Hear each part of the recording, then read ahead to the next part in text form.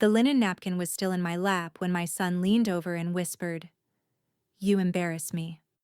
Still, I folded it slowly, like I was tucking the last piece of myself away for good. As the hum of silverware filled the room, I noticed the way his wife beamed at her mother across the table. While they shared a look, I traced the rim of my glass and remembered who paid for every chair in this room. The same son who shamed me didn't ask who handled the trust this time. That's when I slid the seat beside the lawyer to the woman he prefers, and let it cost him everything. All right, before we dive into this crazy story, do me a favor. Subscribe and tell us where you're watching from. The Stonegate Gala was a beautiful affair, held under a sky smeared with the dusky glow of early evening. Strings of lights twinkled like a constellation above the crowd, and the scent of fresh flowers mingled with the low murmur of polite conversation.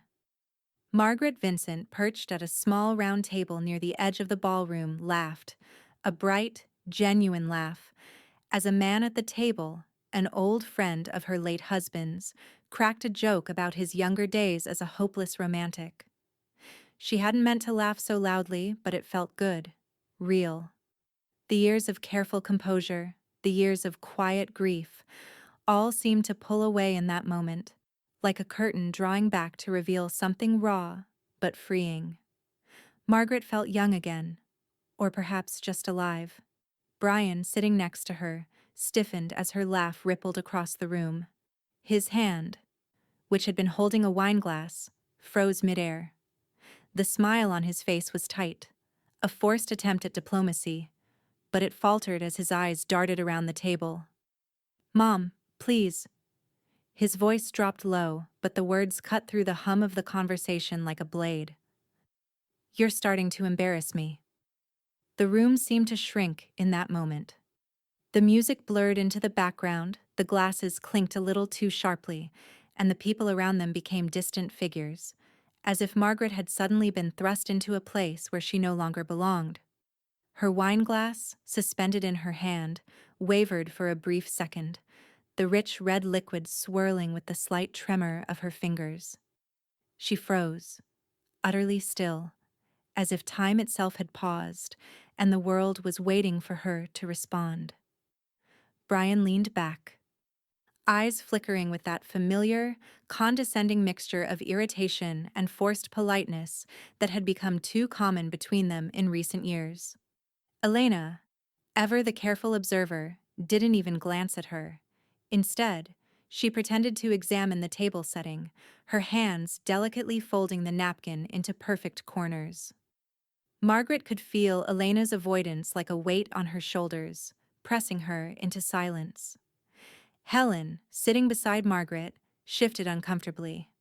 Her hands, which had been clasped neatly in her lap, were now nervously adjusting the cuff of her sleeve. There was no kindness in her expression, no attempt to soften the tension. It was as if the very air had thickened with an unspoken understanding that this moment, this small rupture in civility, could not be ignored. Margaret blinked, the reality of the words settling heavily around her. She had known it was coming, had felt it in the changing patterns of their interactions, the small but constant erosion of her place in Brian's life. But hearing it spoken aloud, spoken so publicly, was a blow that rattled her bones. "Excuse me," she said quietly, her voice cool and controlled, though something inside her twisted painfully. Without waiting for a reply, she stood, straightened her dress, and quietly made her way to the edge of the room, then toward the door. Her footsteps were purposeful, yet they felt unnaturally loud on the marble floors. Behind her, she could hear the faint murmurs of conversation, hectic whispers that she couldn't quite make out. But it didn't matter. She didn't need to hear them. She had already heard enough. The crisp air outside was a sharp contrast to the warmth of the ballroom, the coolness biting at her skin as she stepped into the parking lot. She hadn't expected to feel anything like this deep, curling sense of being adrift. But there it was, all around her, in every breath she took. And then she heard it. Grandma, are you okay? Allison's voice cut through the fog of her thoughts, soft but concerned, as the young girl approached her from behind. Margaret turned to see Allison standing a few feet away, her face a mixture of confusion and quiet empathy. Margaret's mouth twitched, but the words didn't come. She didn't want to talk about it. Not yet. Not with her. Not now. Instead, Margaret simply shook her head, the weight of her own emotions pressing down on her chest. "He's not," she murmured, her voice low, tinged with the kind of weariness that seemed to accumulate over the years, layer by layer, until it felt too heavy to carry. Allison didn't say anything more, just stepped forward and placed a gentle hand on Margaret's arm, offering what little comfort she could. But Margaret didn't need words. She already knew. She'd always known. The house of cards she'd carefully built was starting to crumble. One cruel comment, one fractured moment at a time. And no matter how much she wished it weren't true, she couldn't stop the inevitable shift that had begun. Her son had made his choice. Now it was time for hers. The heavy oak door to Hawthorne and Blake LLP swung open with a soft creak as Margaret stepped inside, the familiar scent of aged wood and polished leather filling the air. It was the kind of place where decisions were made in whispered tones, the kind of place that had seen many Vinces come and go, but only one Margaret Vincent, and only one kind of trust. Elliot Blake, the family's longtime estate attorney, sat behind his grand desk, his fingers tapping absently on the polished surface as he reviewed some papers. His sharp eyes flicked up as she entered, his expression unreadable yet welcoming, as always. "Margaret," he said with a soft smile, standing to greet her. "It's been a while. What can I do for you today?" Margaret didn't return the smile. Instead, she moved swiftly to the chair across from his desk, lowering herself into it with the kind of precision that only comes from a lifetime of practicing composure. The weight of her decision was heavy, yet there was no trace of hesitation in her body. She knew what needed to be done, and this was the first step. "I want to revise the trust," she said, her voice steady but resolute. Quietly. Elliot's brows lifted slightly, but he nodded, his face morphing into a thoughtful yet cautious expression. "I assume you have some changes in mind?" Margaret's eyes flicked toward the window, watching the soft glow of the city outside, but her mind was elsewhere, focused solely on the task at hand. She had been preparing for this for years, but hearing the words aloud, the change, the rupture, was still a jarring realization. She looked back at Elliot, her gaze direct. "Brian is no longer the successor trustee." The words hung in the air, stark and firm, as if they carried the weight of 1,000 unspoken things. Elliot didn't react immediately, but Margaret could feel the shift in the room, the subtle tightening of the space between them as the implications began to settle in. "Understood," Elliot said, his voice measured. "And the primary heir?" Margaret's eyes narrowed slightly. "He's out of that role too." A long silence followed. The only sound was the soft rustling of papers as Elliot took in the full weight of her request. The trust had been built by her and her late husband, but Margaret had always been the one holding the strings. Brian had never really seen the full extent of her influence. Until now. Elliot cleared his throat and leaned forward slightly. "Who will replace him then?" "Not family," Margaret replied with quiet decisiveness. "Someone who sees me. Someone who understands what I've built, not just what I've given." Elliot paused, clearly processing the layers of Margaret's words. This was more than just a revision. It was a fundamental reordering of the entire structure, a refusal to continue the patterns that had long been set in motion. "And Brian?" Elliot asked, his voice soft with the weight of 1,000 years of history and family loyalty. "How should we handle asset disclosures?" Margaret's lips tightened. "Freeze them. Until further notice. He doesn't need to know anything right now. Elliot's eyes flicked to the side, and for the briefest of moments, she saw the flicker of hesitation. He was a man who had always been careful with his words, with his loyalty, but this was different. He knew the gravity of what Margaret was doing, the fallout it would cause. "This will sting," Elliot said quietly, almost to himself. It wasn't a question, it was a statement. A statement that rang with the knowledge of years spent observing the damage that often followed such deep shifts. Margaret's face remained impassive, though her eyes hardened just slightly, the faintest glint of determination flickering within them. "Only when the masks come off," she replied, her voice like steel wrapped in velvet. She leaned forward, her hands resting on the cool surface of the desk, fingers curling slightly. "This will sting, but only for those who have been hiding behind them."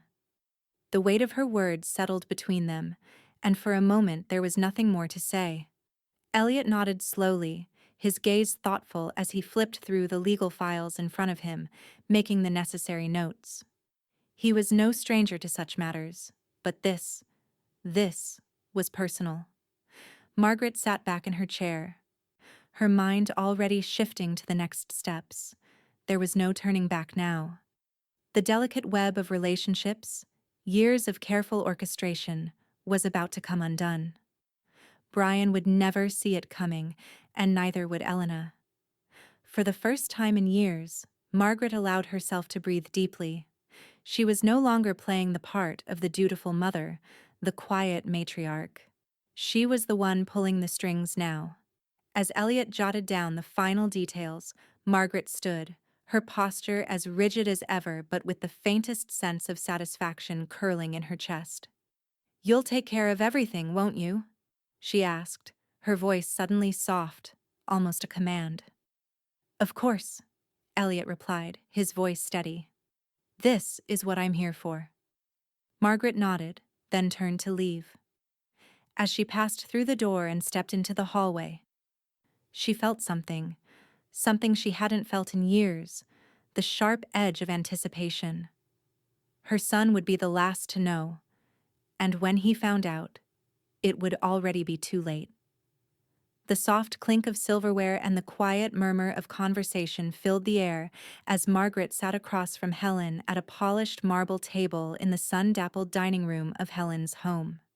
The linen napkins were perfectly folded, the chilled rosé sparkling in crystal glasses, but the room, despite its beauty, was heavy with unspoken words.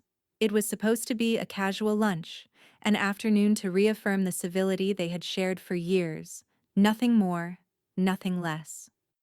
Yet, Margaret could feel the tension simmering just beneath the surface, like the heat of a storm about to break. She could sense it in the way Helen's eyes didn't quite meet hers, in the way her hands fidgeted with the edge of her napkin. Helen was trying too hard to play the part of the gracious hostess, but there was a jaggedness in the air that neither of them could ignore. "So," Helen began, her voice attempting to sound light but coming off as strained, "Brian didn't mean it, you know. He's under a lot of pressure with the business, and the quarterly reports are due."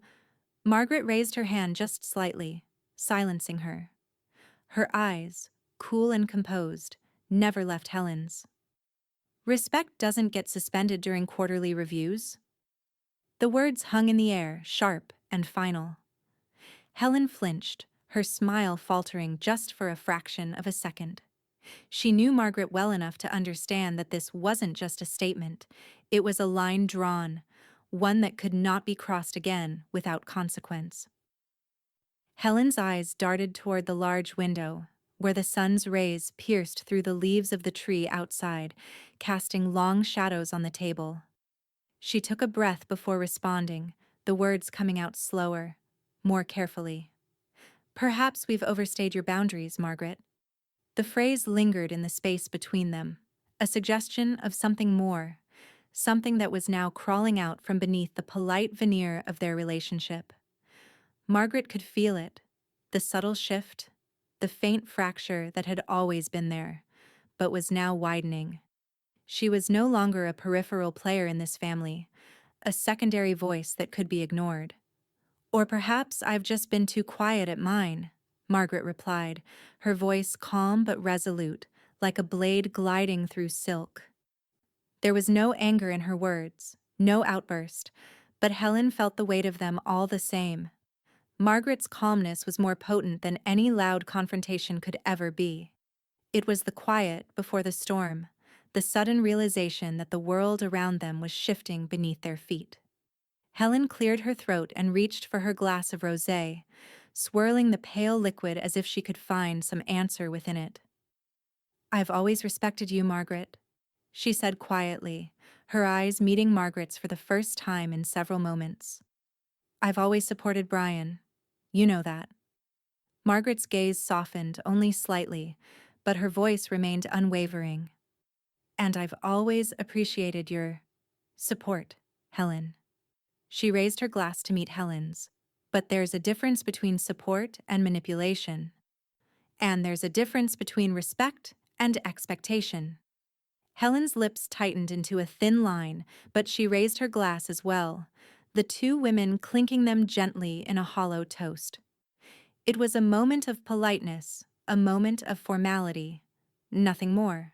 No warmth, no sincerity, just civility. They took a sip, the cool liquid doing little to ease the tension that had built between them. For a moment, the clink of the glasses was the loudest sound in the room. Helen placed her glass down with a soft sigh. "I never wanted this to come between us, Margaret. You know that." Margaret set her glass down too, eyes narrowing just a fraction. "Then don't let it." Her voice was softer now, almost intimate, as if she were confiding a deep, personal truth. "Because I'm not the one standing in your way." Helen looked taken aback, as if the words had struck her with an unexpected force. She opened her mouth to speak but hesitated, as if unsure of how to continue. The mask of diplomacy, the carefully constructed persona, was slipping, revealing something more vulnerable beneath it. Margaret watched the struggle pass through Helen's face, the fleeting moment of doubt before she recovered her composure. "I never wanted this to be difficult," Helen said quietly, almost apologetically. "But you know Brian. He's not the same person he used to be. I'm just trying to keep the peace." Margaret's lips twitched. She leaned back slightly in her chair, the faintest smile touching her eyes. "It's not about keeping the peace, Helen. It's about knowing what the peace costs." Helen's eyes flickered with something, perhaps guilt, perhaps realization, but before she could respond, the distant sound of a car door slamming outside broke the moment. It was an abrupt sound, cutting through the tension like a knife. Margaret stood slowly, her movements smooth and deliberate. "I appreciate the lunch, Helen, but I think I've overstayed my own boundaries." Helen stood too, the weight of the conversation settling between them, though the distance between them felt even greater now. Margaret's voice was steady, but there was a finality in it that made Helen pause. "We both know where this is headed, and I'm not waiting for it to happen any longer." Helen opened her mouth to speak, but the words never came.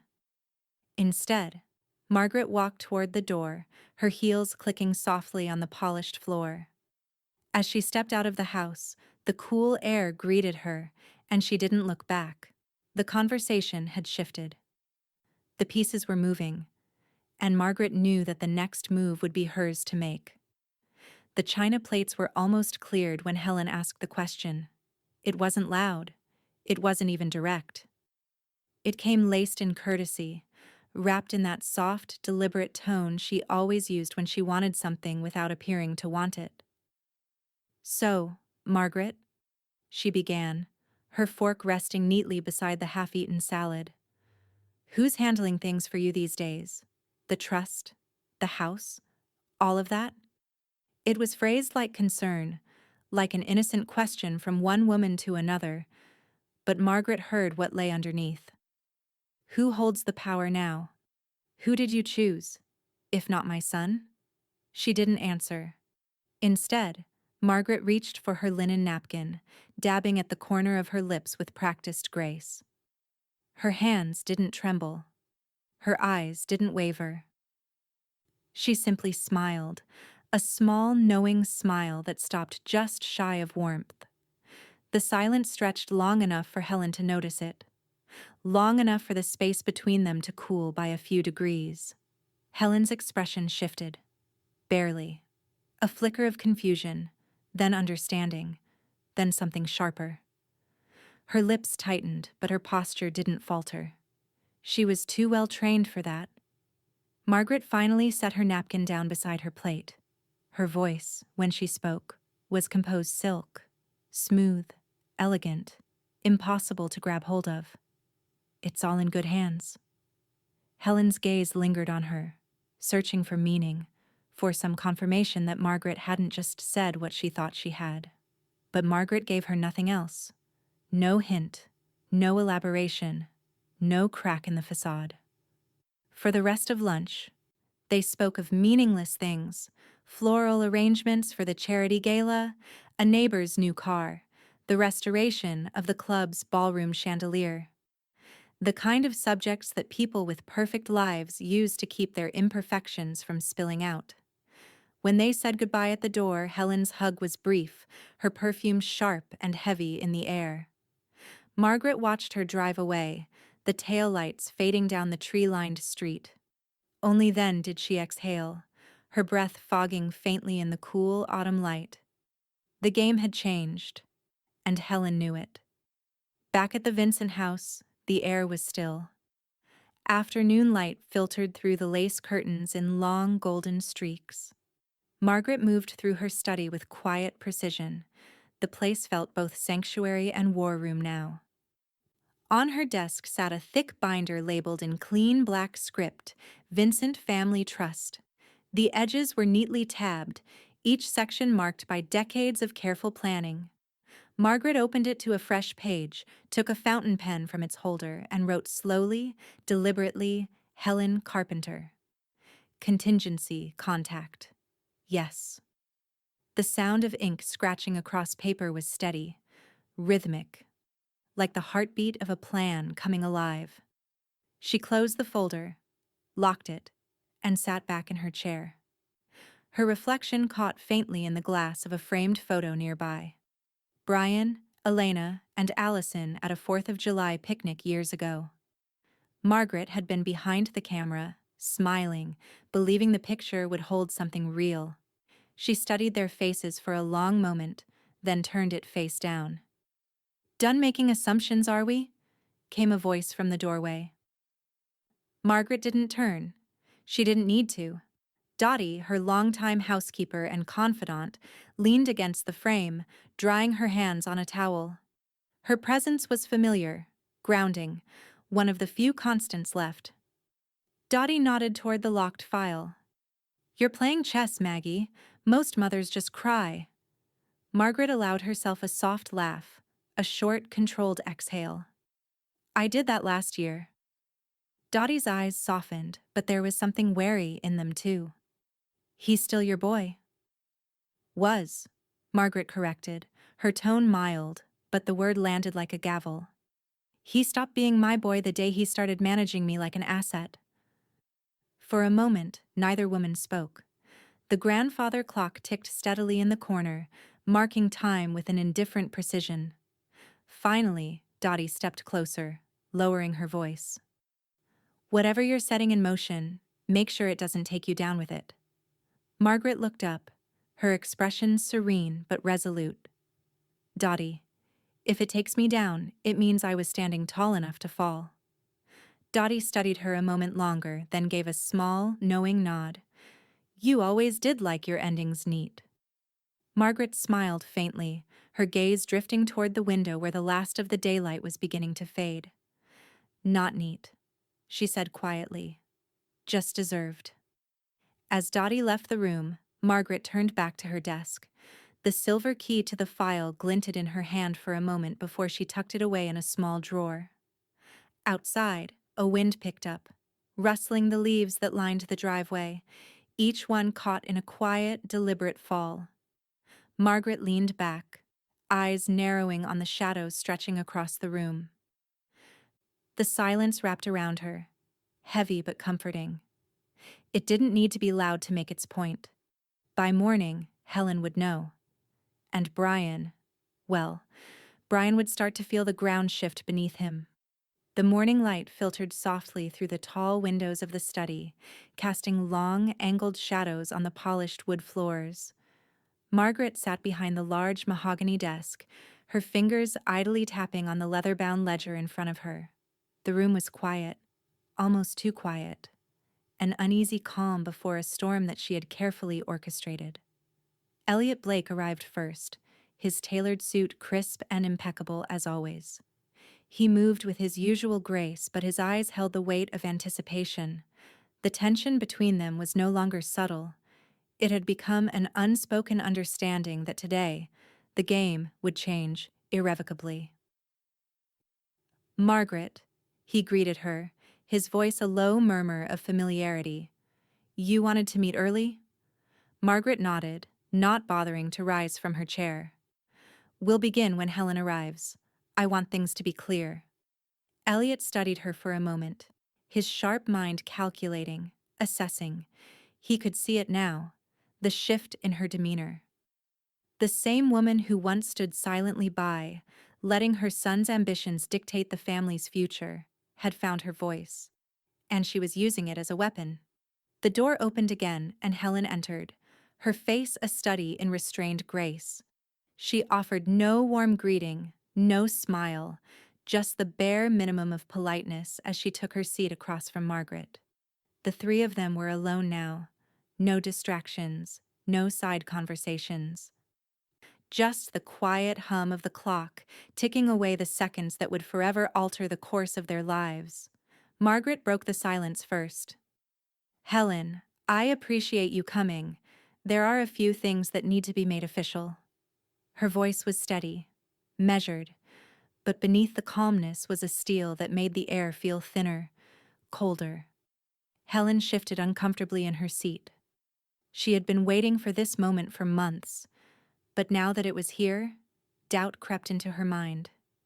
She glanced toward Elliot, who gave her a subtle nod of reassurance. "Are you sure about this?" Helen asked, her voice just above a whisper. Her eyes flicked to Margaret's, seeking something, anything, that would suggest this wasn't happening. Margaret's gaze never wavered. "You don't interrupt or dismiss me, Helen. Not anymore." She paused, letting the words settle in the space between them. "The time for second-guessing is over." Helen took a slow breath, her fingers curling slightly on the edge of the chair, but she said nothing. She had seen Margaret's determination before, but this was different. This wasn't just a woman asserting her rights. This was a woman reclaiming everything she had been denied for years. Margaret turned to Elliot. "Draw it up." Elliot nodded without question. He had always been loyal to Margaret, had always respected her subtle control over the family's affairs. But even he couldn't hide the faintest trace of surprise as he took the folder from his briefcase and began outlining the revisions.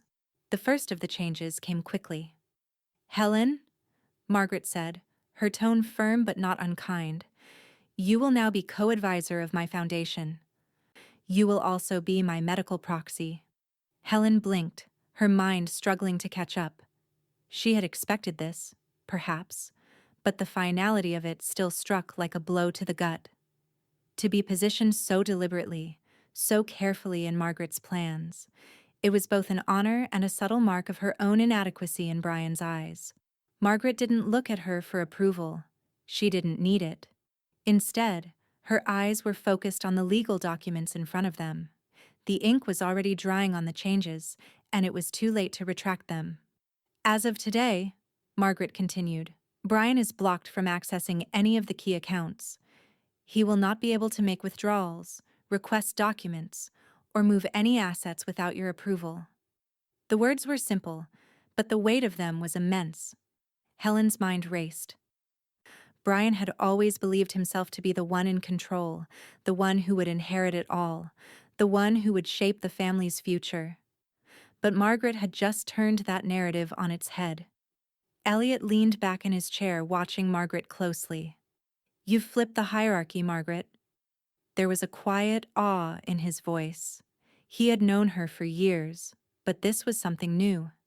This was power in its purest, most unyielding form.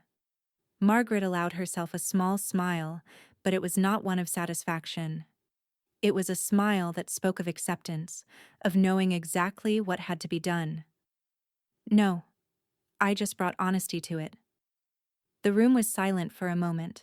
The only sound was the quiet rustle of paper as Elliot made the final adjustments. Helen shifted uncomfortably, her mind struggling to grasp the full scope of what had just transpired. She had been loyal to Margaret, always, in her own way. But this was a different kind of loyalty. It wasn't about family. It wasn't about Brian. This was about power, and Margaret was wielding it with cold precision. "Brian won't like this," Helen said quietly, her voice finally breaking the silence. "No," Margaret agreed, her gaze unwavering. "But he'll understand. Eventually." Margaret leaned back in her chair, her fingers curling around the edge of the table as she stared at the documents before her. "The family will never be the same, but I will be."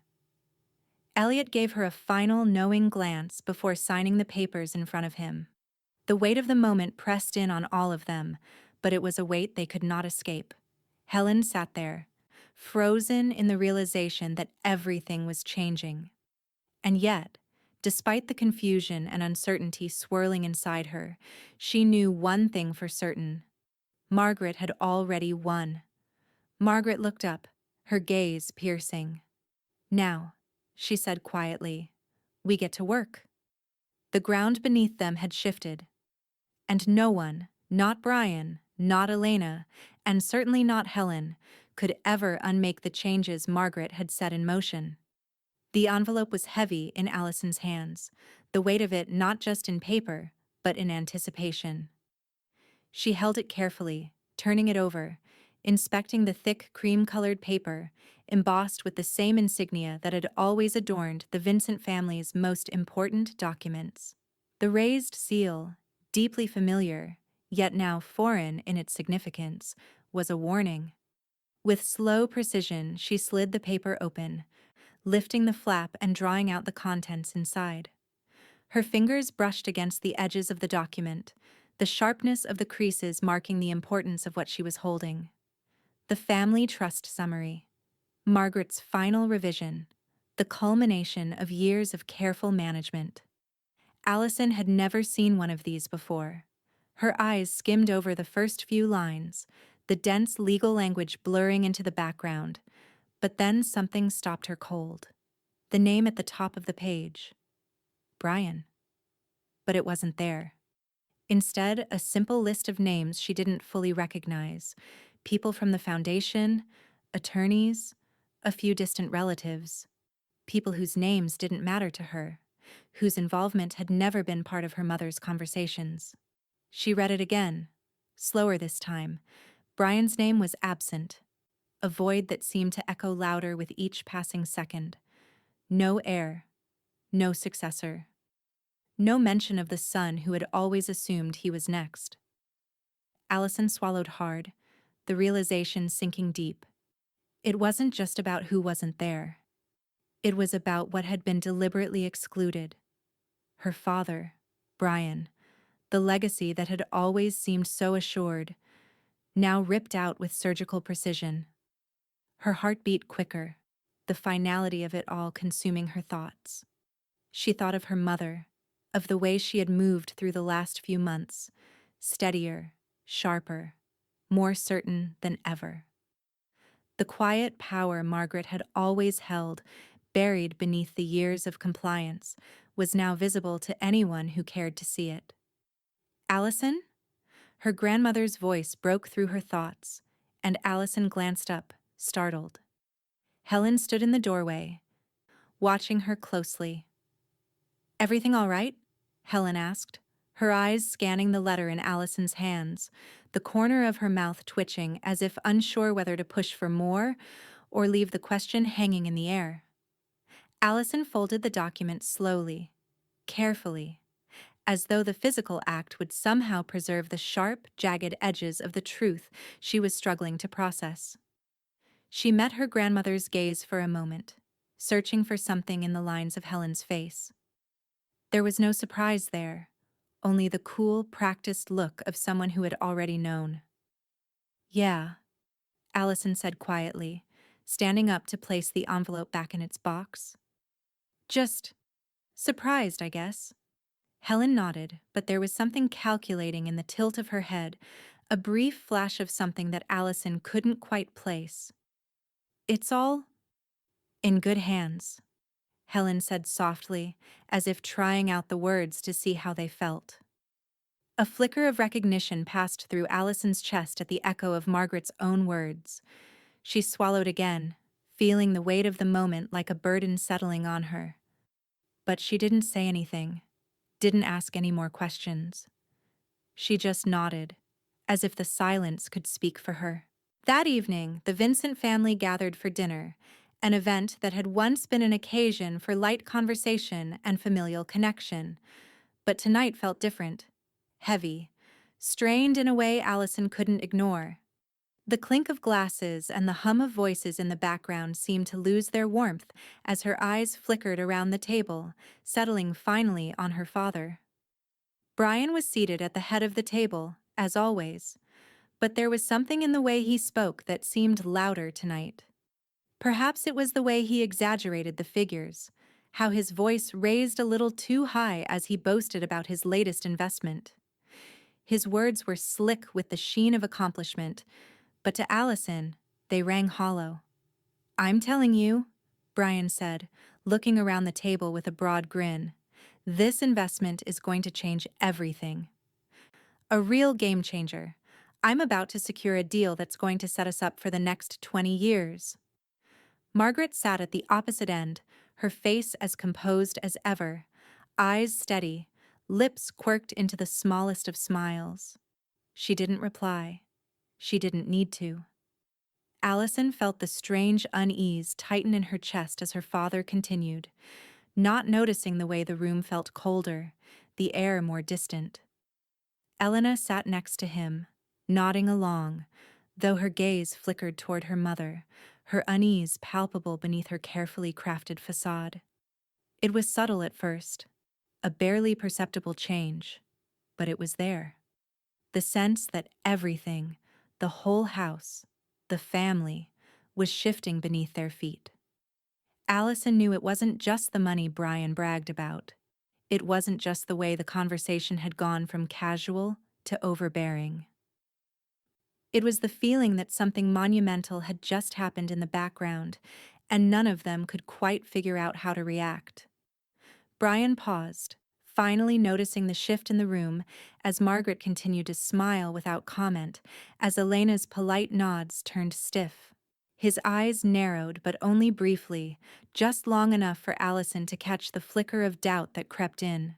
He cleared his throat, trying to regain control, but the confidence, the certainty in his voice, had been replaced by something more fragile, something that made the air hang heavy. "So, anyway," Brian continued, his tone slipping, "we're going to have a lot more room to work with. I can't wait to see what happens next." No one responded at first. The table, for a brief moment, held its breath.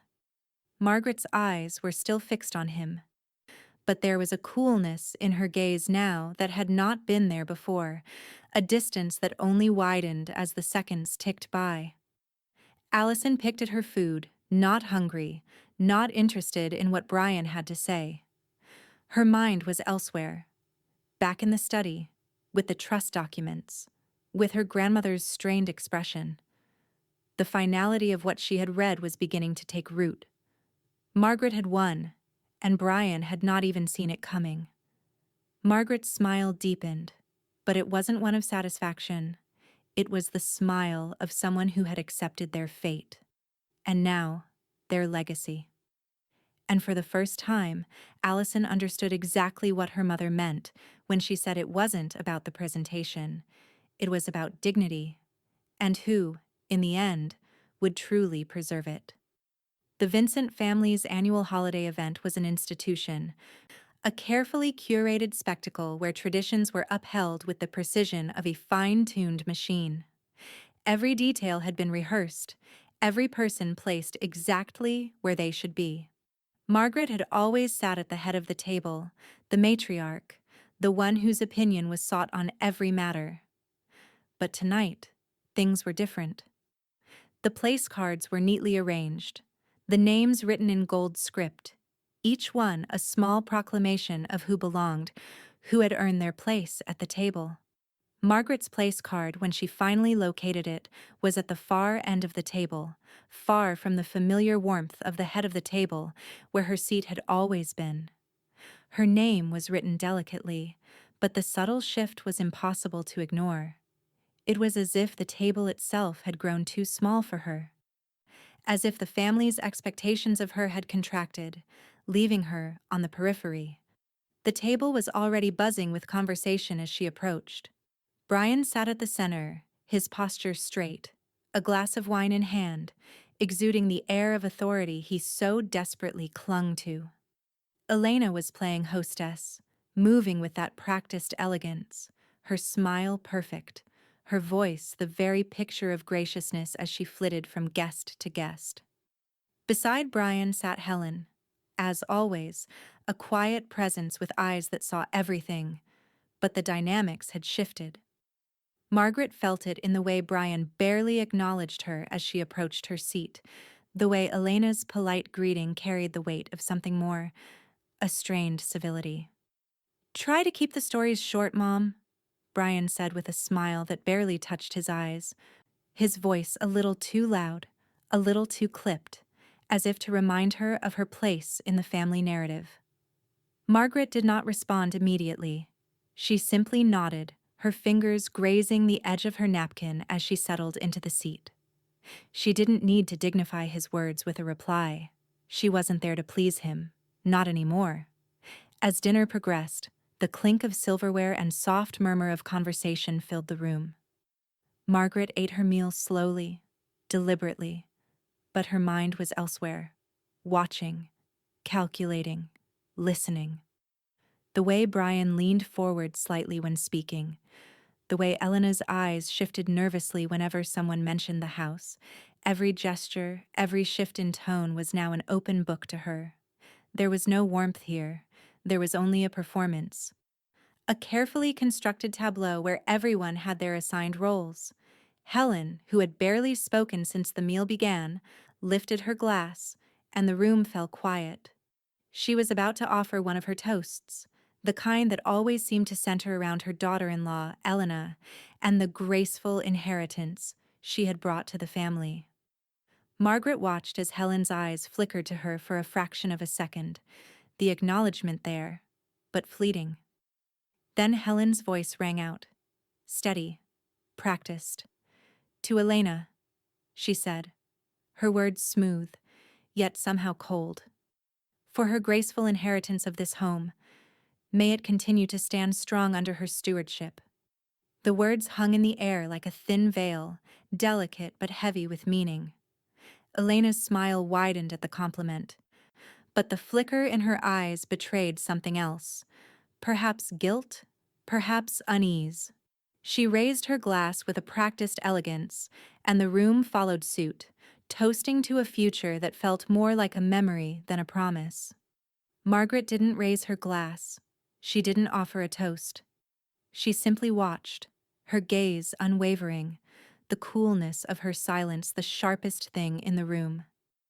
Every word, every gesture, every slight, real or imagined, settled around her like a layer of dust. It was all there, in the cracks of the surface, in the strained civility, in the quiet power that no one seemed to acknowledge except her. As dessert was brought to the table, a plate of delicate pastries and rich cream, Margaret stood. No one noticed her at first, or perhaps no one dared. but as she moved toward the door, her chair scraping softly against the floor, Brian's voice rose, a bit too sharply. "Where are you going, Mom?" Margaret turned, her expression unreadable. "I've had enough," she said softly, her voice carrying across the table, the words hanging heavy, as if they were the final pieces of a puzzle that no one had quite managed to solve. She didn't look at anyone as she spoke, just continued to walk toward the door, the echo of her footsteps the only sound filling the space. Brian's eyes narrowed, his lips twitching with a mixture of frustration and confusion. "You can't just leave. It's—" "I've already stayed longer than necessary," she interrupted quietly, not even bothering to glance back at him. Her words, calm and unyielding, were a quiet defiance against the expectations, against the roles they had tried to force upon her. Margaret didn't need to stay. She didn't need to prove anything. The door clicked softly as it closed behind her. The noise of the dinner party, the hum of voices felt distant now. Inside, the room held its breath. Margaret stood outside, the cool air of the night wrapping around her like a cloak. She hadn't needed to say much, hadn't needed to make a scene. The silence spoke volumes, and somewhere, deep inside, she knew. The tables had finally turned. The low hum of the office air conditioner was the only sound in the room as Margaret sat across from Elliot Blake. The morning sunlight filtered through the blinds, casting striped shadows across the polished desk where the documents lay waiting.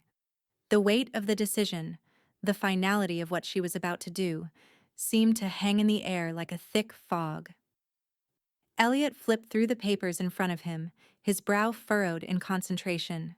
He had always been meticulous, but today there was something more in his eyes. Something almost imperceptible. Perhaps respect. Perhaps something closer to admiration. He knew how carefully Margaret had built everything, how long she had played the role of the dutiful mother, the invisible matriarch. But today, she was breaking those bonds. Today, she was seizing control of her legacy. Margaret's fingers hovered over the pen in front of her.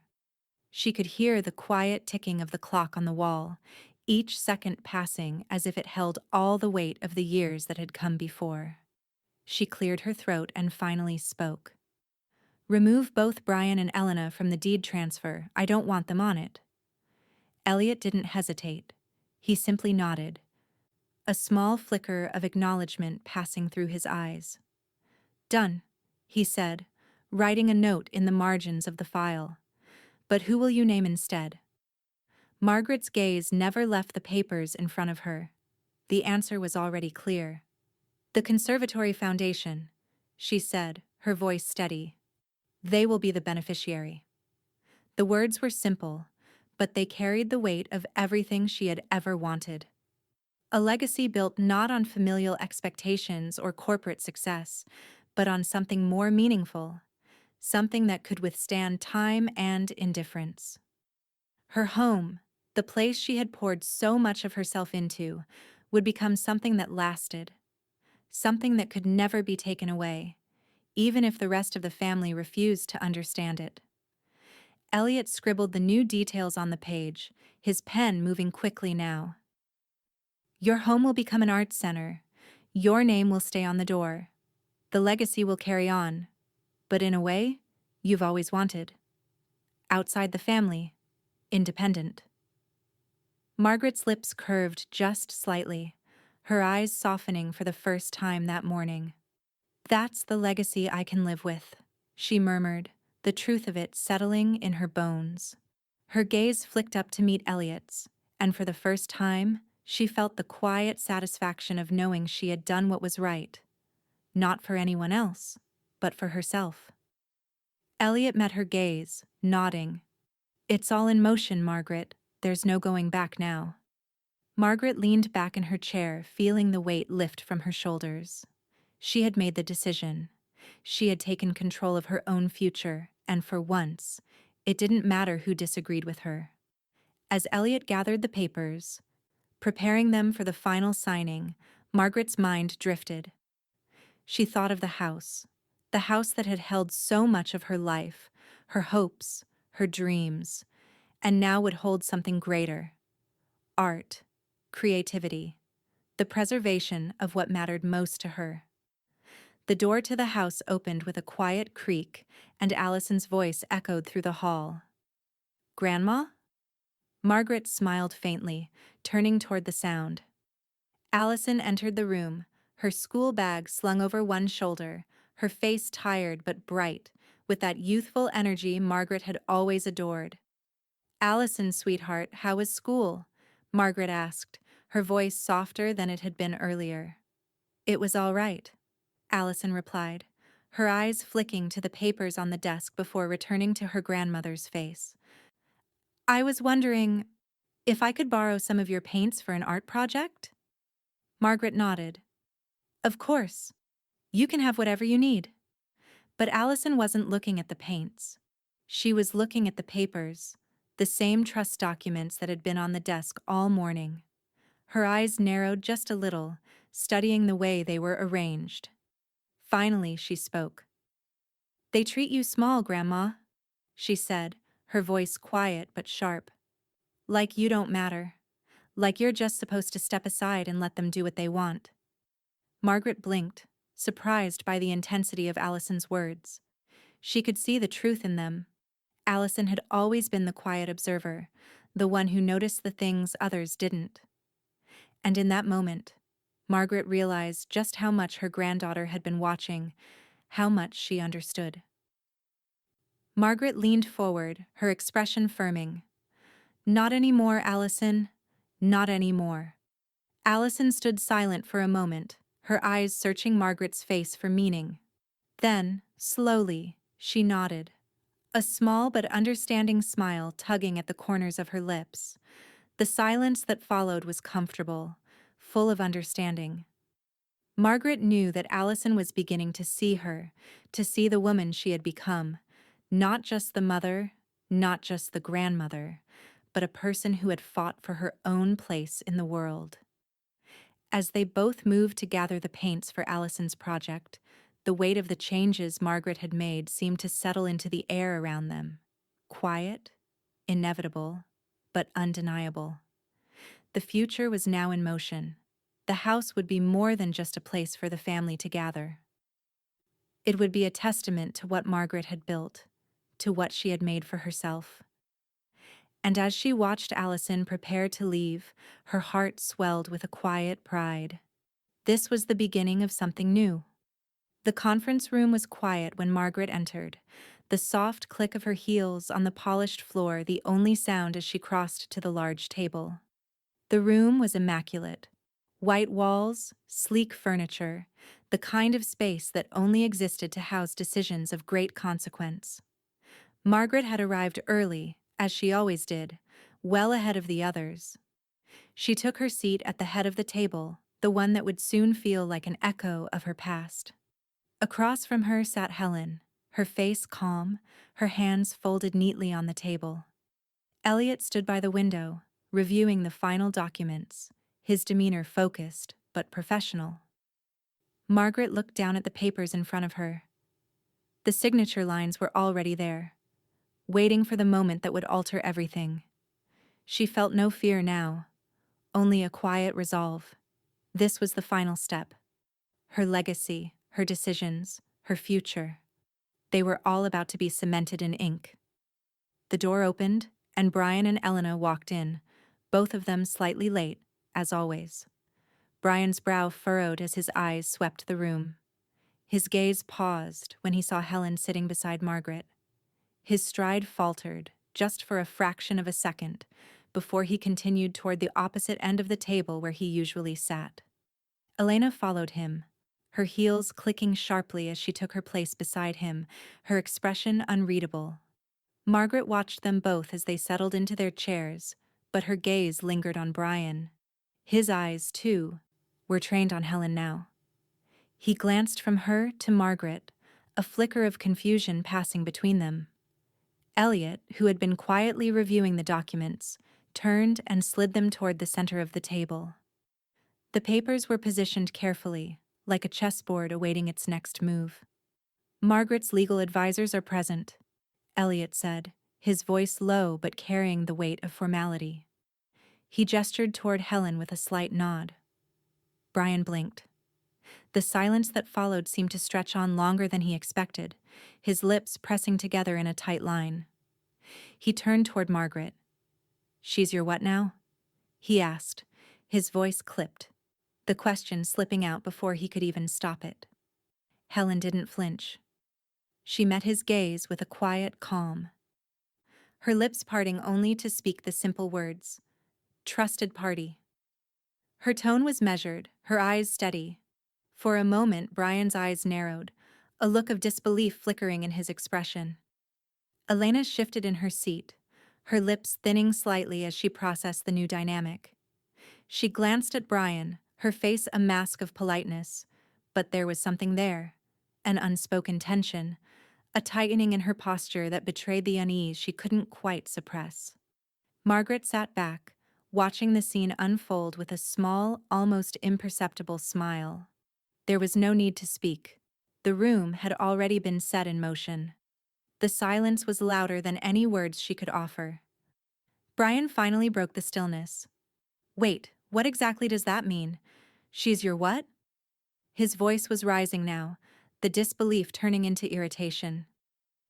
"This is my inheritance, my future, and you."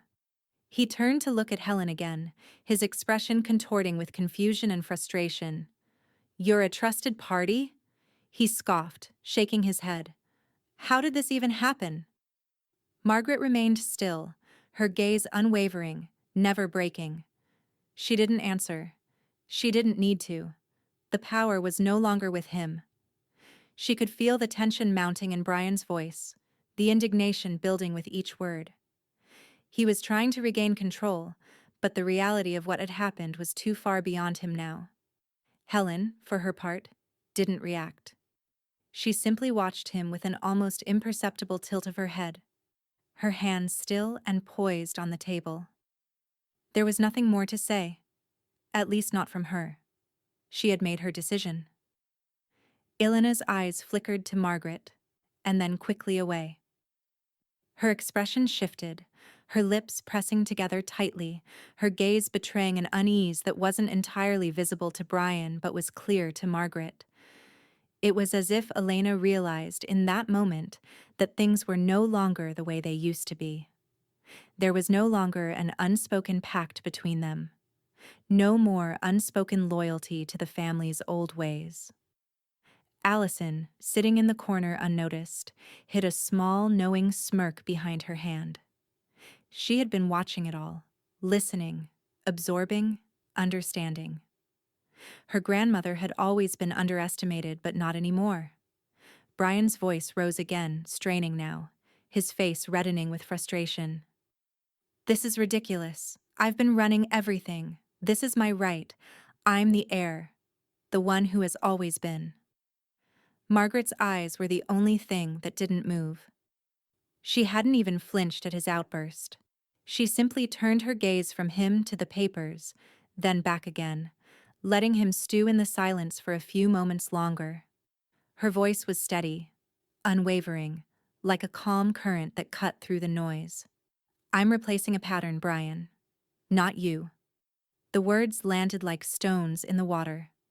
Brian's jaw tightened as if the truth stung more than he had ever anticipated. Elena's eyes darted between him and Margaret, but she said nothing. It was as though the air in the room had thickened, pressing against them all. Brian's mouth opened, but no words came. The realization hit him a little too late. The silence that followed his outburst felt like a final verdict. He hadn't known how far Margaret would go, or how far he had already pushed her. Margaret looked down at the papers again, the signature line still waiting for its mark. The moment was slipping away from him, but it was already too late. The legacy was hers. And no one, certainly not Brian, and not Elena, could undo what had been set in motion. The room was silent, save for the faint rustle of paper as the documents were shifted across the table. Brian's eyes were fixed on the papers before him, but his gaze seemed unfocused, distant, as though trying to grasp something that was just out of reach. His breath was shallow, his chest rising and falling with the effort to control himself. Margaret remained still, her expression unchanged. Her hands, steady as ever, rested calmly on the table. Her calmness was an anchor in the storm that seemed to be swirling around them. She didn't need to raise her voice or make a scene. She had already won. Helen, sitting beside her, took the pen from Elliot's hand and signed her line, the motion crisp and final. There was no hesitation, no drama, just the deliberate act of someone who knew exactly what they were doing. The ink dried and a piece of the future was locked into place. Brian stared at the papers as if willing them to change. His mouth opened and closed several times, but no words came. His face flushed with a mix of disbelief and growing anger. The finality of what had just occurred seemed to freeze him in place. Elliot glanced at Margaret, then at Brian, his voice low and measured. "Any objections?" he asked, his tone almost academic, as if this was a routine matter. But the weight of the question was undeniable. There was nothing left to say now. Brian tried to gather himself, tried to push past the shock and confusion that clouded his thoughts. "You're replacing your own son?" he finally managed to say, his voice tight, the words laced with a mixture of pain and accusation. Margaret didn't flinch. She didn't flounder. She met his gaze with unwavering clarity, her eyes steady, her voice calm but resolute. "I'm replacing a pattern, Brian, not you." Her words hit him like a slap. It was a truth he had been avoiding, a truth he hadn't been ready to hear. The pattern, the unspoken rule that had always placed him at the center of everything, was gone. It had always been his birthright, his place in the family, his future. But now, the rules had changed. For a long moment, Brian said nothing. He couldn't. He stared at her, his eyes narrowing as if trying to comprehend the magnitude of the shift. He had always thought he had control. He had always believed that his role in this family, in this life, was set in stone. But now, he was left with nothing but the quiet, implacable truth that he had been replaced. In the silence, Allison shifted in her chair. Her gaze was fixed on the table, but her hand slowly, almost imperceptibly, reached out from under the table and found Margaret's. The contact was light, but it was enough.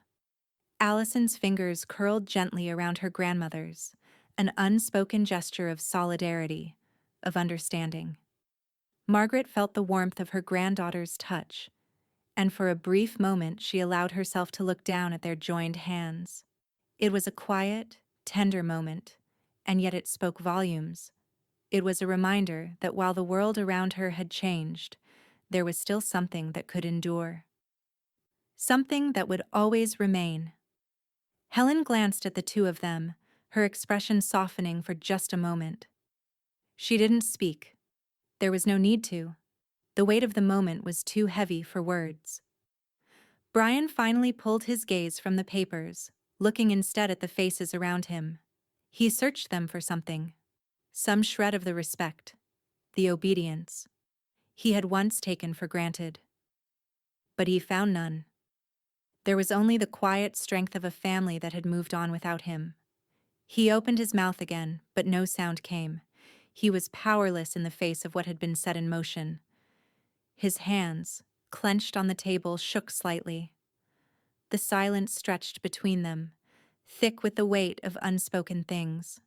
Margaret's eyes flickered to the papers once more, and without a single word more, she took the pen in her hand and signed her name on the final line. It was done. Her legacy was sealed. As she set the pen down, she looked up, meeting Brian's gaze one last time. His expression was a mix of frustration and helplessness, but Margaret felt no sympathy. He had had his chance to change, to grow, but instead, he had clung to the same old patterns, and now it was too late. Brian's voice broke through the silence again, but this time it was quieter, tinged with something close to resignation. "You really did this, didn't you?" Margaret's gaze softened, just slightly, but her voice was firm. "I did. And I'm not sorry." There was a finality to her words, something that left no room for argument, no possibility of return. Brian had been replaced, not by a stranger, not by an outsider, but by a woman who had finally found her voice, her power. And now, the family would have to live with that. Brian didn't speak again. He simply sat there, stunned, his hands clenched on the table. Elena remained silent as well, her eyes fixed on the scene before her, her lips pressed tight. She knew, just as Brian did, that things would never be the same. And as Margaret stood, the weight of the moment sinking in, she felt something she hadn't felt in years: peace. The peace of knowing that, at last, she had made her choice. She had taken back what was hers. The first board meeting of the Vincent Initiative was held in a room that was both familiar and unfamiliar to Margaret. The conference table was the same one where family decisions had been made for years, where Brian had once presided, where Elena had once fawned over the details of their social life. But today, the table had been repurposed. No longer was it a symbol of her submission, it was a space for something new. For her. Margaret sat at the head of the table, not with the weight of expectation, but with the weight of authority. She wasn't waiting for permission, she had taken it. The foundation, born of her vision, was now officially launched, and she would shape it however she saw fit. Around her sat the new board members, people she had carefully selected for their expertise and their integrity. People who understood the value of true creativity and social change. But there was one face that was more familiar than the others: Helen, sitting beside her, poised and composed, wearing the air of someone who knew exactly where they belonged. Margaret had made it clear that Helen would serve as the board chair, but that did not mean Helen would have free rein. No, Margaret had built this foundation with the idea of herself at the center. She wasn't going to be overshadowed again. Not now. Not ever. "You've done well, Margaret," Elliot said as he handed her the initial reports. The foundation had already received immediate funding, a direct result of Margaret's estate allocation. There were grants ready to be dispersed to women re-entering the arts, her legacy now cemented in something that felt truly hers. Margaret felt the weight of Elliot's words, and the satisfaction of it settled into her bones like the calm after a storm. She'd protected her legacy from every angle. She had ensured that it would be impossible to challenge, even by the people closest to her. There was no room for maneuvering now. The foundation was hers, untouchable, unmovable. "You've protected it from challenge," Elliot continued, his voice low but with a note of admiration. "Even from family." Margaret's lips curled into a small, knowing smile. "I had to," she said softly, "to make sure it lasts." The foundation's mission, to support women in the arts, felt more profound than any family heirloom or corporate position. This was something that would live on far past her own life. This was the kind of legacy she had always wanted. A legacy not measured in houses, investments, or familial bloodlines, but in the contributions made to the world. Helen shifted beside her, hands folded neatly on the table. "You're right, but we're all going to have to make sure this remains focused," she said, her voice just slightly more clipped than usual. It was clear to Margaret that Helen was still unsure of how much space she had been given in this arrangement, but Margaret had already made it clear. Helen would serve as board chair, but only if she didn't try to take over. She wasn't going to be anyone's second fiddle. "Only if you don't interrupt me, Helen," Margaret said, her tone firm but not unkind. Helen's expression softened, a subtle acknowledgement that Margaret had drawn the line. She would serve, but on Margaret's terms.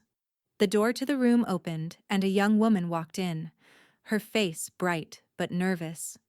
She was the first recipient of the Foundation scholarship, a teen pianist from a small town who had impressed the board with her talent and determination. Her eyes were wide with excitement, and she held a letter in her hand, trembling just slightly. Margaret's eyes softened as she gestured for the young woman to come forward.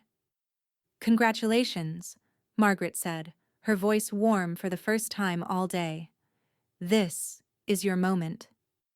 The girl looked at Margaret with awe, the weight of the scholarship settling on her like a mantle. For a brief moment, Margaret could see herself in the girl's wide eyes, the same determination, the same hunger for something more. "I've been waiting for this," the girl said softly. "For someone to believe in me." "I believe in you," Margaret replied, her voice steady but filled with quiet pride. "This is just the beginning." The girl's smile bloomed, shy but sincere. As she turned to leave, she clutched the letter to her chest, and Margaret watched her go, her heart swelling. This was why she had done it. This was the legacy she would leave behind. The room went silent as Margaret sat back in her chair, her eyes flickering toward the papers once more. The first scholarship had been awarded. The first step had been taken. Elliot looked at her, his expression one of quiet approval. "It's done, Margaret. This foundation will stand long after all of us are gone." Margaret's gaze lifted from the papers to her family, sitting around her in that familiar room.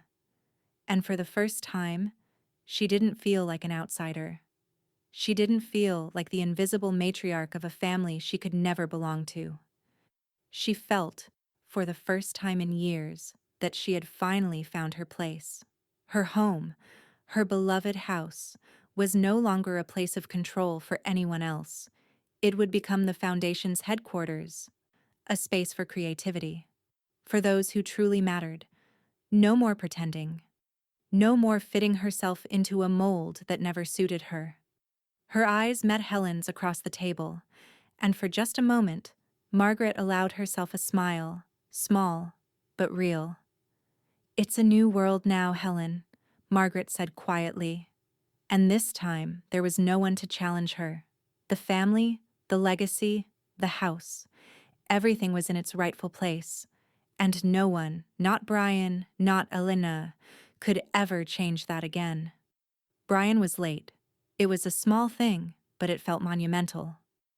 He pushed open the door to the grand hall, his eyes scanning the room, expecting the familiar scene, the polite faces of acquaintances, the whispered pleasantries. But today, there was something different in the air, a subtle shift he couldn't quite place. His steps faltered for a moment as he surveyed the long table, the kind of setup that once made him feel like the center of attention, until now. The guests were already settled, most of them chatting softly, drinks in hand, in the private gathering that had become an annual tradition for the Vincent family. But Brian's eyes quickly caught the absence of the one thing he expected: his place card. The name, Brian Vincent, was missing from the table. The seats were arranged, but the spot that had once been his was empty. He stared for a beat too long, his chest tightening as his gaze shifted to Helen, who was sitting toward the middle of the table, a serene smile on her face. "Brian," she greeted him coolly, her voice polite but distant. "I'm glad you could make it." She didn't rise from her seat. Brian's fingers tightened around the edge of the doorframe. There was no acknowledgement of his late arrival, no warmth. He had become irrelevant in this place, the one room he thought was his. His eyes flickered to the empty space beside Margaret. There was no seat for him at the head of the table anymore. No one had bothered to place his name where it should have been. Margaret's eyes met his across the room, her gaze unwavering. There was no invitation to join, no subtle motion of deference.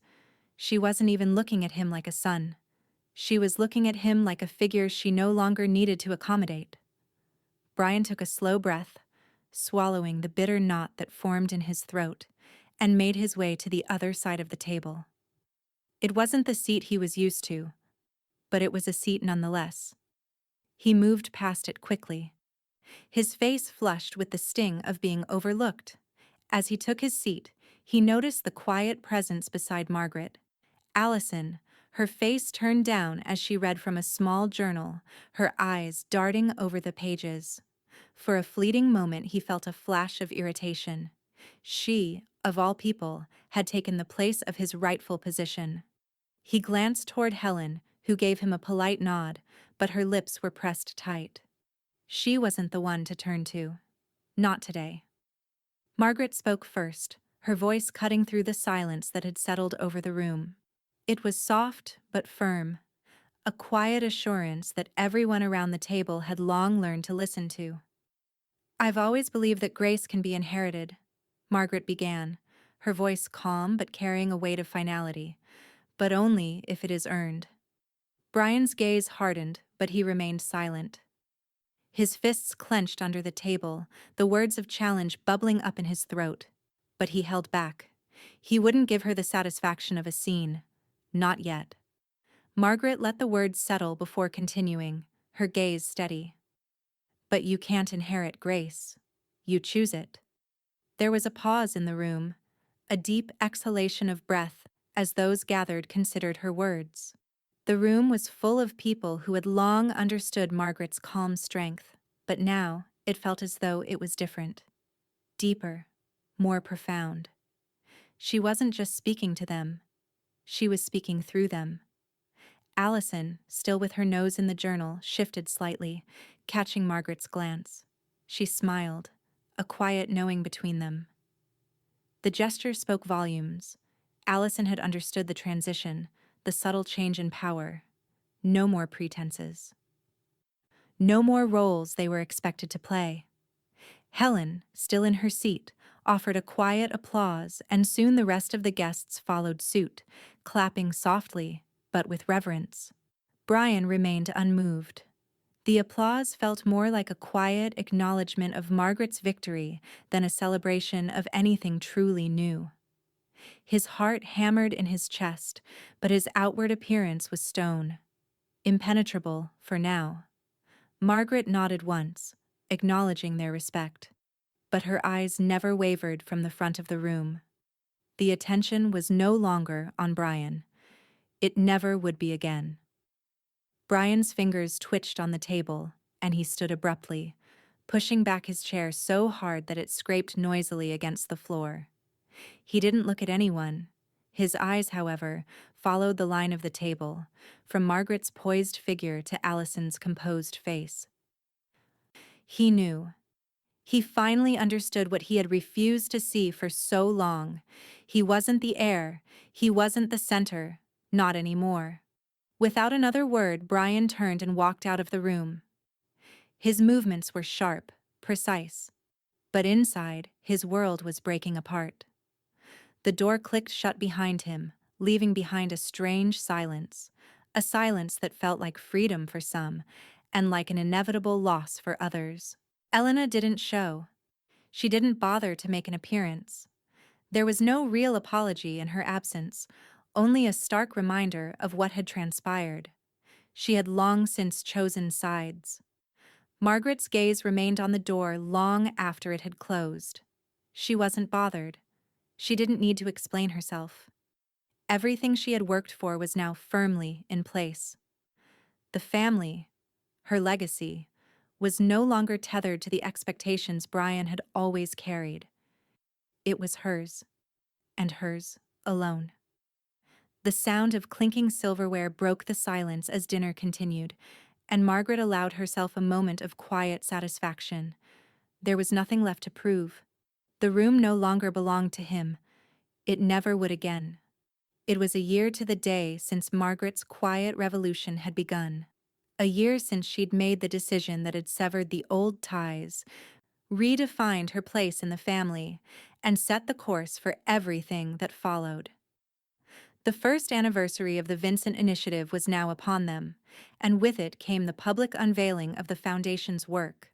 The press release was concise, almost understated in its announcement. Matriarch replaces son with trusted ally. The headline read, "A quiet summary of a seismic shift in the family's internal dynamics." The media had picked it up with a modest ripple, their words often laced with a mix of fascination and judgment. The old narratives about legacy, power, and inheritance had been reshaped. But for Margaret, it wasn't about the attention. It never had been. She stood at the front of the room, her posture impeccable, her gaze steady as she watched the art exhibit open in her home. Her former home, now transformed into a space for others. The first pieces were on display, vibrant canvases, sculptures, photographs, all by young artists whose works were displayed for the first time. This was what she had worked toward, what she had always intended to leave behind, a space for creation, not consumption. Allison, now named the advisory youth liaison to the foundation, was there as well, helping facilitate conversations between the artists and attendees. The transformation of the house felt right, like a new skin that had finally shed the old weight of expectation. There were open mic nights, community salons, and gallery viewings in every room, each one a testament to a vision Margaret had always carried, even when she hadn't known how to make it real. "You've done something extraordinary, Margaret," Helen said, as they stood together by the gallery doors, her voice softer than it had been in the past, almost reverent. "This place, it's a different kind of legacy." Margaret nodded, her eyes scanning the room as she watched the mingling crowd. It felt like a home again, only this time it wasn't just a place of ownership, but a space for something greater, something communal. She had taken the reins, and the house had become a hub of creativity, not control. "They erased you from their conversations," Helen added, her words quiet but laden with understanding. She hadn't needed to spell it out. Margaret had felt it too. Brian, Elena, even the old family friends. They no longer spoke of her, no longer sought her approval. The weight of her absence in their discussions was palpable, but it didn't sting as it once might have. In fact, it felt freeing. Margaret smiled, a soft curve to her lips that was free of bitterness. "So I let my name speak in the margins," she said, her voice steady, like the calm at the center of a storm. "I never needed their approval. Not then, not now." Helen watched her, a thoughtful silence passing between them. There was no judgment in her gaze, just the quiet recognition of the power that Margaret had claimed. It was a power Helen had once thought she understood, but now realized was different. Margaret's power wasn't about the obvious, the outward domination. It was about quietly shaping the world in her image, even when no one saw it coming. The first scholarship award ceremony took place later in the evening. It was an intimate gathering, just a few people, the artists, the board members, and of course, Margaret. She watched with a quiet sense of pride as the next recipient, a young writer with a passion for storytelling, stood before the group, accepting her award.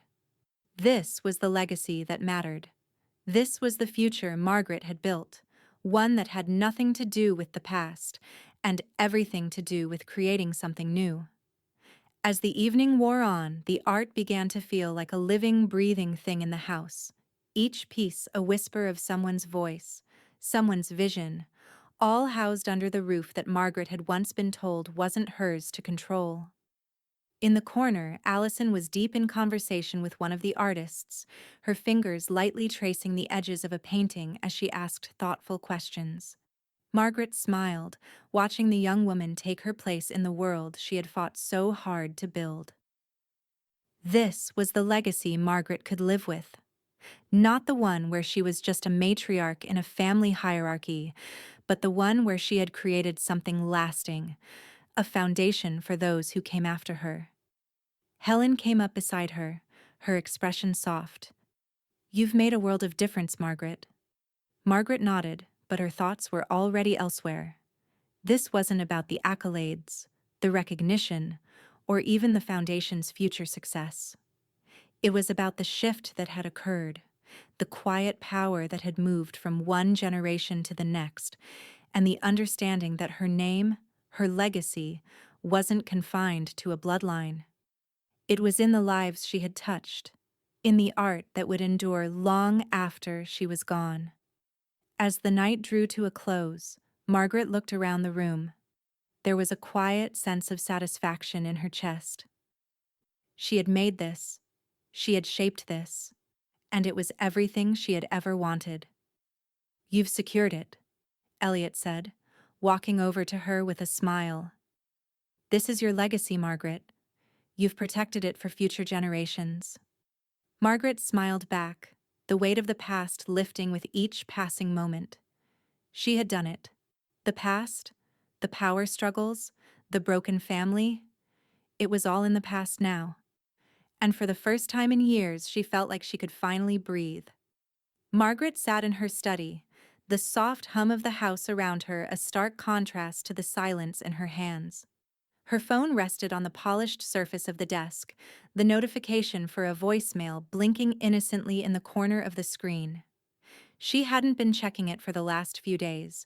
Too many other things to do, too many responsibilities to shoulder. But today, the quiet of the morning seemed to weigh on her, and she picked it up, her fingers tracing the smooth surface before pressing play. The voice that filled the room was familiar, and for a moment, it seemed as though nothing had changed. "Hi, Mom. It's Brian," the voice said, strained and unfamiliar. I think we need to talk. About the house. About everything. I've been thinking a lot lately. And I think we can work something out. You don't have to cut me out. We're family, remember?" Margaret listened to it in its entirety, her face unreadable, her body still as stone. The voice on the other end was a strange blend of desperation and guilt, the kind of tone that someone only uses when they've realized they've pushed too far, but only after the damage had already been done. She could feel the weight of the words in her chest, but only for a fleeting moment.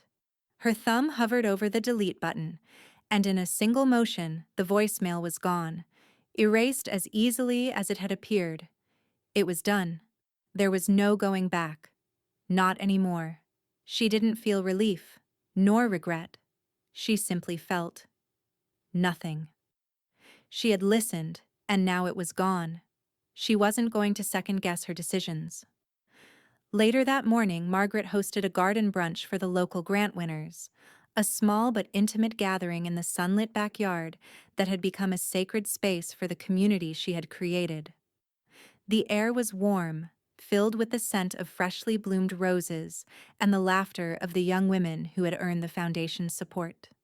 Margaret moved among them with the grace she had earned, offering words of encouragement to the budding artists, the ones whose futures now stretched before them, bright with possibility. Helen was there too, as always. She was a familiar presence now, no longer the silent observer she once had been, but an active participant. She had embraced her role as the Foundation's board chair with quiet efficiency, always a step behind Margaret, never pushing ahead but always there, a steadying force. As the brunch came to a close, Helen raised her glass, her eyes soft with something akin to admiration as she looked across the table at Margaret.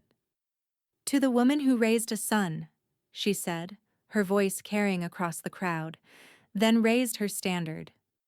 The words, though spoken in the context of a toast, felt like a quiet acknowledgement of the journey Margaret had taken, one that had required everything from her, but had also given her everything in return.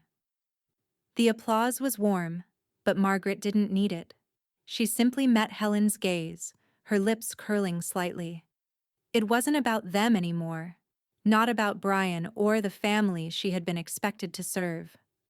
Margaret raised her glass, her smile still small, but satisfied.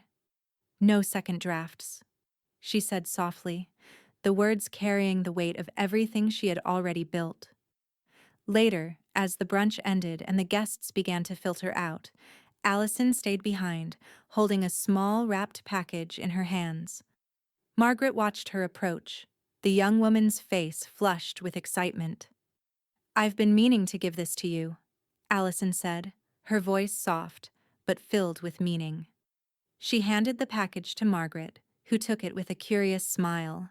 Unwrapping it slowly, Margaret revealed a simple leather-bound journal.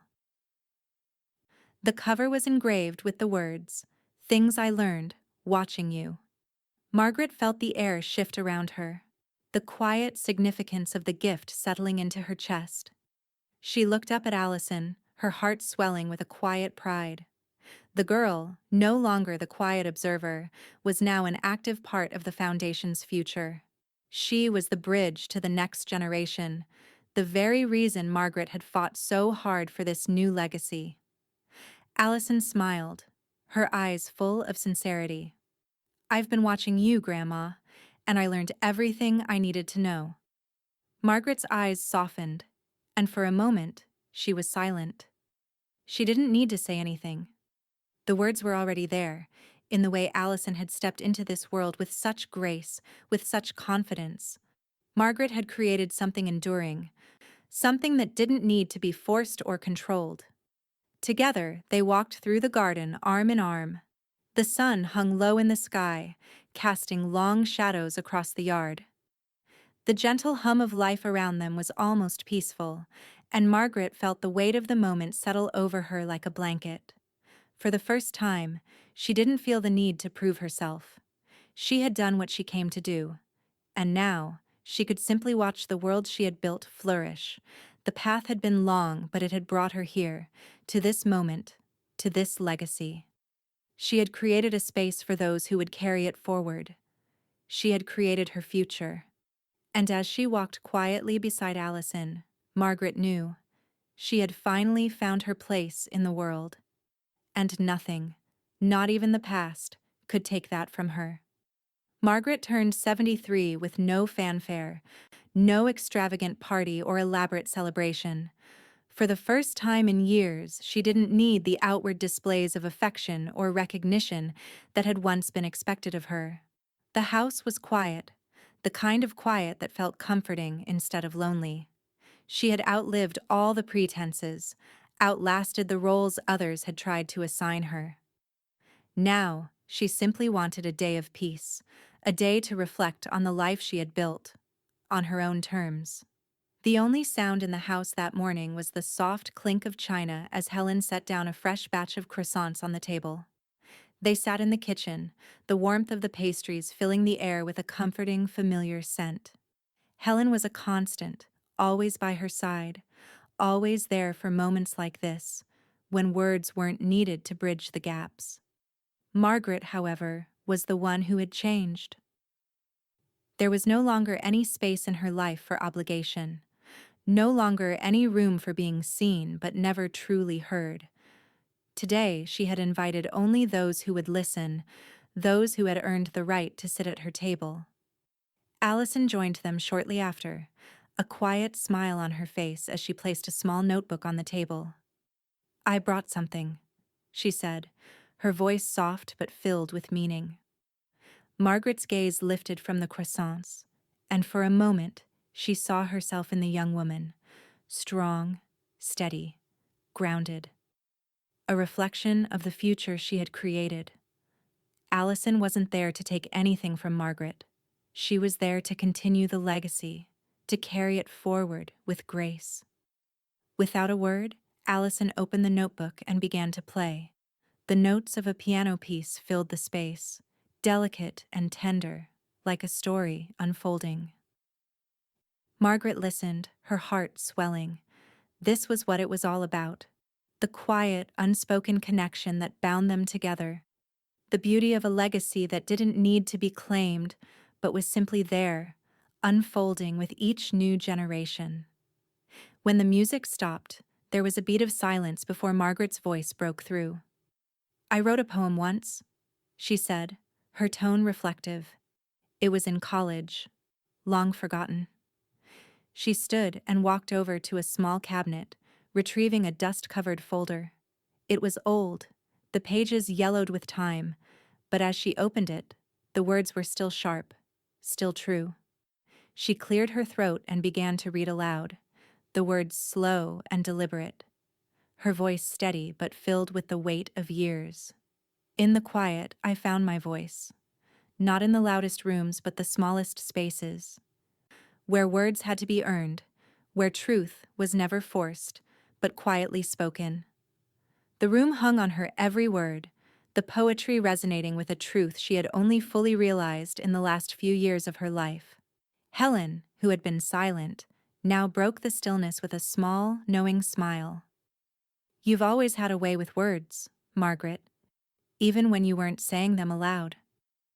Margaret smiled back, the corners of her lips lifting slightly.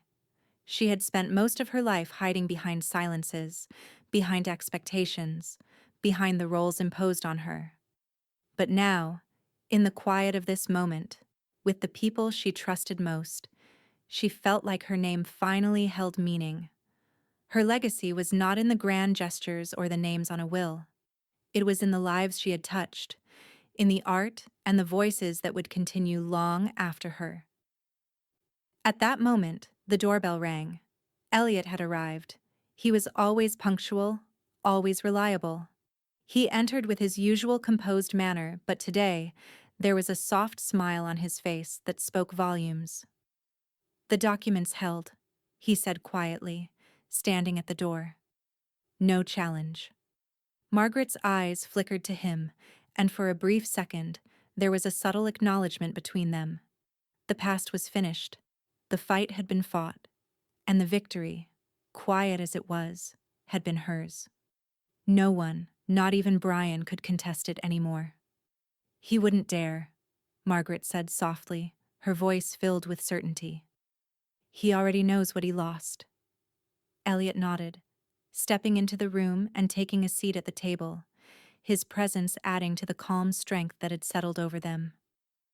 The conversation shifted to lighter topics as the morning unfolded, each of them sharing in the simplicity of the moment.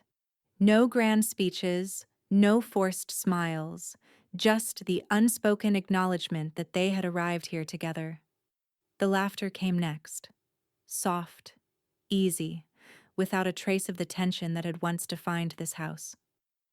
They had arrived at a place of peace, of understanding, where each person at the table had earned their seat, not by blood, but by choice. As the day faded, the sunlight spilling through the windows cast long shadows over the table, and Margaret felt a quiet satisfaction. This was her table now, one she had fought for, one she had made with her own hands. The family who had once disregarded her, who had pushed her aside, were no longer a part of the narrative she had created. She had built something enduring, something real. And as the evening settled in, Margaret looked around at the faces around her, her smile deepening.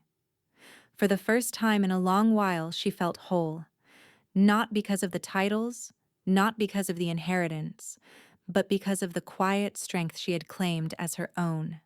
Her final words to herself, to her life, to the legacy she had shaped, were simple but profound. "My son said, 'You embarrass me.' So I let his mother-in-law sit beside the lawyer instead." And in that, Margaret finally found the peace she had been seeking for so long.